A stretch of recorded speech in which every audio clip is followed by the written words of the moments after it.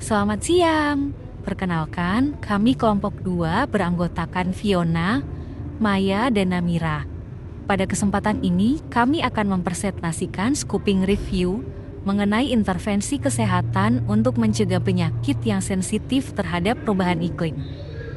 Presentasi ini bertujuan untuk memberikan gambaran tentang bagaimana perubahan iklim berdampak pada kesehatan dan bagaimana intervensi kesehatan dapat mengatasi masalah ini.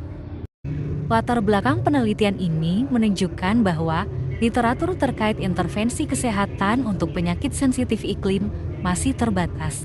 Oleh sebab itu, penting untuk memetakan intervensi yang ada dan mengidentifikasi kesenjangan pengetahuan, agar perencana kebijakan dan praktisi kesehatan dapat mengembangkan strategi yang tepat dalam menghadapi masalah ini.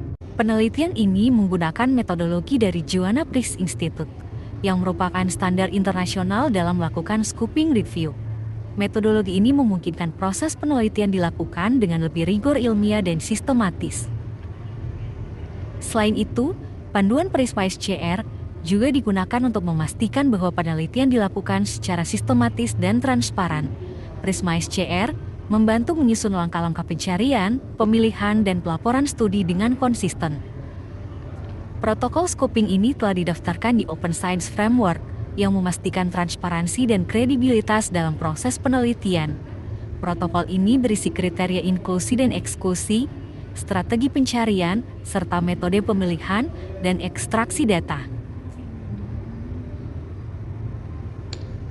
Strategi pencarian literatur dilakukan dengan teliti menggunakan database seperti PubMed, Scopus, dan Cochrane untuk memastikan bahwa studi yang diperoleh relevan dan berkualitas tinggi terkait intervensi kesehatan dan penyakit sensitif terhadap perubahan iklim. Dalam penelitian ini terdapat kriteria inklusi dan eksklusi. Kriteria inklusi antara lain quasi-experimental design, RCT dan non-RCT, time series studies on health intervention to prevent climate-sensitive disease or consequences of climate on people's health. Kemudian ada prospektif dan retrospektif cohort study, kemudian ada case control study, kemudian cross-sectional analytical study, kemudian descriptive observational study, kemudian ada systematic review. Sedangkan untuk eksklusi dalam penelitian ini antara lain tesis, disertasi, proceeding konferensi, penelitian dengan informasi atau metodologi yang tidak jelas, dan artikel yang tidak membahas intervensi kesehatan terkait iklim. Berikut adalah alur penyaringan literatur yang dilakukan dalam penelitian ini dengan memanfaatkan panduan dari PRISMA-SCR. Flowchart ini menunjukkan tahapan proses seleksi dari awal hingga akhir. Proses dimulai dengan pencarian di berbagai database seperti PubMed, Scopus, dan lainnya yang menghasilkan 727 artikel awal. Dari jumlah ini peneliti memeriksa abstrak dan judul dari artikel-artikel tersebut dan dikeluarkan 678 artikel yang tidak memuat intervensi kesehatan yang relevan dengan penyakit terkait perubahan iklim. Dengan demikian, peneliti menyisakan 55 artikel untuk diperiksa lebih lanjut. Dalam proses penyaringan, peneliti menghapus 26 artikel duplikat. Selanjutnya, berdasarkan eligibility, peneliti meninjau penuh 29 laporan untuk memastikan kelayakannya. Dari sini, peneliti mengecualikan 16 laporan lagi karena tidak menjelaskan model intervensi kesehatan yang spesifik atau tidak terkait dengan intervensi kesehatan terkait iklim. Hingga pada akhirnya 13 artikel dipilih untuk dimasukkan ke dalam scoping review peneliti. Studi-studi ini mencakup berbagai negara dan jenis intervensi kesehatan yang berbeda-beda, yang bertujuan untuk mencegah penyakit yang sensitif terhadap perubahan iklim. Berikut ini adalah rangkuman dari 13 penelitian yang diidentifikasi melalui scoping review, yang berfokus pada berbagai intervensi kesehatan untuk mencegah penyakit akibat perubahan iklim. Penelitian-penelitian ini mencakup berbagai negara dan intervensi yang berbeda-beda.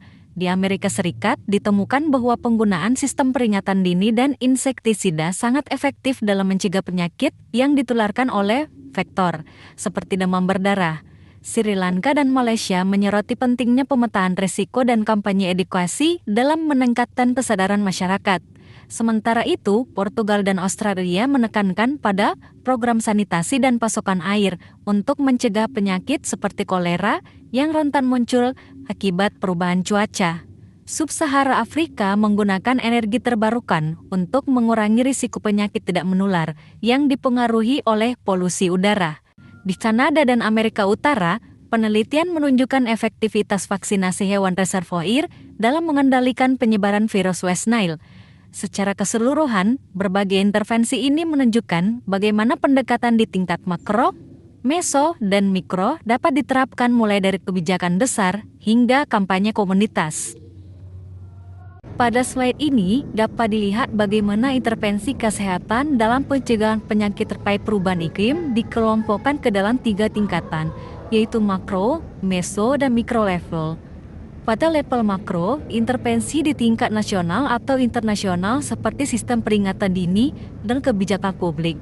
Pada level meso, intervensi di tingkat komunitas seperti program sanitasi dan pengendalian vektor. Pada level mikro, intervensi di tingkat individu seperti penggunaan kelambu dan tindakan pencegahan pribadi. Setiap level ini melibatkan profesional kesehatan dengan peran yang berbeda, mulai dari pengambilan keputusan nasional hingga tenaga medis lokal. Terdapat beberapa keterbatasan dalam penelitian ini, seperti jumlah studi yang terbatas, variasi metodologi, data efektivitas yang kurang detail, dan fokus geografis yang terbatas. Oleh karena itu, diperlukan penelitian lebih lanjut untuk mengevaluasi efektivitas intervensi, pengembangan intervensi baru, studi longitudinal, kolaborasi multisektoral, dan peningkatan pelatihan profesional kesehatan terkait perubahan iklim. Kesimpulannya, perubahan iklim memiliki dampak signifikan terhadap kesehatan masyarakat dan peningkatan risiko penyakit. Oleh sebab itu, diperlukan intervensi kesehatan yang efektif, sistem peringatan dini, dan pendekatan multidisipliner.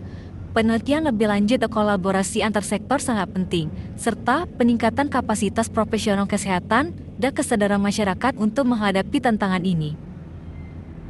Terima kasih atas perhatiannya. Kami siap menjawab pertanyaan dan berdiskusi lebih lanjut.